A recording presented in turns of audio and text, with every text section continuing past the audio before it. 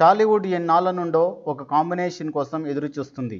అదే దర్శక ధీరుడు రాజమౌళి, అందానికే అంబాసిడర్ లాంటి సూపర్ స్టార్ మహేష్ బాబు.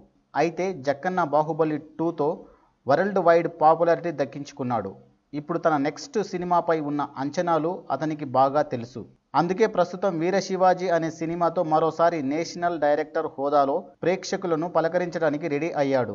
అయితే ఆ సినిమాలో హీరో తెలుగు నుండి కాకుండా తమిళం నుండి కానీ హిందీ నుండి కానీ తీసుకుంటారని టాక్.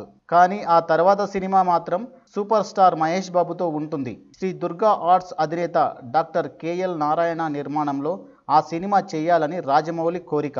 ఆ మేర మీటింగ్ కూడా జరిగిందని, త్వరలో దీనిపై ఒక అనౌన్స్మెంట్ కూడా రాబోతుందని. మొత్తానికి తెలుగు సినిమాతో ప్రపంచవ్యాప్తంగా పేరు తెచ్చుకొని ఇప్పుడు కూడా ఇంకా తెలుగు సినిమాకే కమిట్ అయిన జక్కన్న మంచితనాన్ని మెచ్చుకోవాలి. మొత్తానికి ఈ ఒక్క అనౌన్స్మెంట్తో మహేష్ ఫ్యాన్స్ ఇప్పటి నుండే సంబరాలు చేసుకుంటున్నారు. ఎందుకంటే ఈ సినిమా తర్వాత మహేష్ మేనియా మొత్తం వరల్డ్ వైడ్గా స్ప్రెడ్ అవుతుందని, బాహుబలి 2 రికార్డ్స్కి కూడా స్ప్రెడ్ అవుతుంది. For more videos, please like, share and subscribe YMR YouTube channel.